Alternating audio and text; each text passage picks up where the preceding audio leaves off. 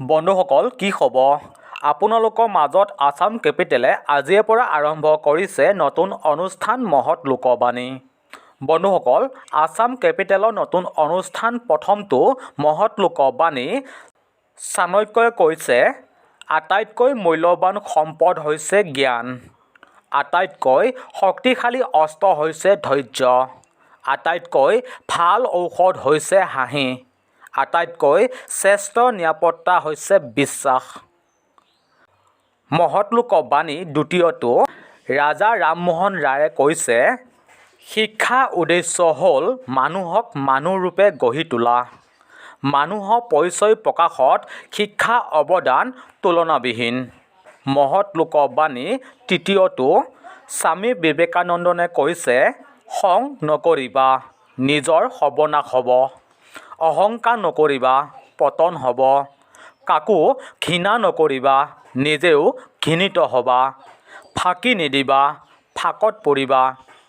মহৎ লোকবাণী চতুৰ্থটো হৈছে ৰবীন্দ্ৰনাথ ঠাকুৰে কৈছে ফুল আৰু পখিলাক বাহ্যিক ৰূপে জুখিবা, মানুহক নুজুখিবা। পঞ্চমটো মহৎ লোকবাণী মাদাৰ টেৰেছাই কৈছে এটা বন্দুকৰ গুলীতকৈ এবটল চিয়াঁহীৰ মূল্য বেছি। বন্ধুসকল আমাৰ নতুন অনুষ্ঠান মহৎ লোকবাণী আপোনাৰ কেনে লাগিছে? যদি ভাল লাগিছে তেনেহ'লে আসাম কেপিটেল ইউটিউব চেনেলটো আপুনি ছাবস্ক্ৰাইব কৰি ল'বলৈ পাহৰি নাযায় যেন, যাতে আহিবলগীয়া সকলোবোৰ অনুষ্ঠান আপুনি সকলোতকৈ আগতে লাভ কৰিব পাৰে। আহিছোঁ মহৎ লোকবাণীৰ পিছৰ অংশলৈ। ষষ্ঠ মহৎ লোকবাণী ডক্টৰ সৰ্বপল্লী ৰাধাকৃষ্ণনে কৈছে সৰু মনৰ ডাঙৰ মানুহতকৈ ডাঙৰ মনৰ সৰু মানুহ শ্ৰেষ্ঠ। মহৎ লোকবাণী সপ্তমটো মহাত্মা গান্ধীয়ে কৈছে সত্যৰ বাবে বন্দী জীৱনৰ কঠোৰ নিয়ম মানি চলিবলগীয়া হ'লে আমি মুকলি চৰাইৰ দৰে সুখী হ'ব লাগিব। অষ্টমটো মহৎ লোকবাণী মিল্টনে কৈছে এখন ভাল কিতাপ নষ্ট কৰা আৰু এজন ভাল মানুহক হত্যা কৰা একে কথা।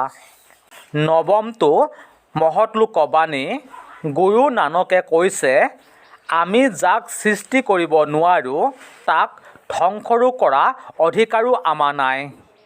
মহৎ লোকবাণী দশমটো স্বামী বিবেকানন্দনে কৈছে মানুহ হোৱা আৰু আনকো মানুহ কৰিবলৈ চেষ্টা কৰা। বন্ধুসকল মহৎ লোকবাণী আপোনাক কেনে লাগিল? আপোনালোকক পুনৰ লগ পোৱাৰ প্ৰতিশ্ৰুতিৰে আজিলৈ এৰিলোঁ। ধন্যবাদ।